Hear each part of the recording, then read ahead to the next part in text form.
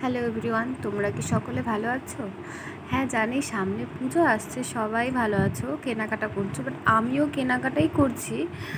তো এই Facebook page থেকে এই শাড়িটা অর্ডার করেছি, যেটা তোমরা স্ক্রিনে দেখতে পারবে, বাট এসেছে আমার এই শাড়িটা। তো আমি সেই মুহূর্তেই পার্সেলটা ওপেন করে দেখি যে আমার অন্য শাড়ি এসেছে।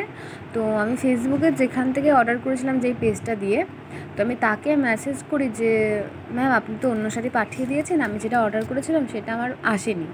তো আমাকে সে বলল যে ঠিক আছে, স্টাফরা ভুল করে পাঠিয়ে দিয়েছে, আপনি কি শাড়িটা রিফান্ড করবেন নাকি এক্সচেঞ্জ করবেন? তো আমি বললাম যে প্রথমে বললাম যে আমি শাড়িটা রিফান্ড করব। আমি শাড়িটা অর্ডার করেছিলাম ৮৮৬ টাকা দিয়ে, দিয়েছিও ৮৮৬ টাকা।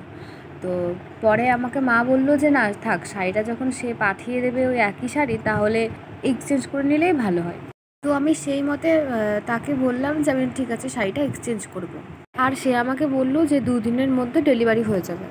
কিন্তু শাড়িটা এখনও পর্যন্ত আসেনি। অক্টোবরের আজকে ফার্স্ট ডে। তো শাড়িটা আমি অর্ডার করেছিলাম, মানে পার্সেলটা এসেছিলো আমার কাছে সেপ্টেম্বরের ২২ তারিখে এসেছিলো। আর আমি তো ভুল করেই ফেলেছি, আর তোমরাও কিন্তু এমন ভুল করবে না। আর তোমরা এই পেজটা থেকে একদমই কোনো শাড়ি অর্ডার করবে না। আর সে শাড়িটা আমাকে আজও দেয়নি, আর আমাকে ব্লক করে দেয়।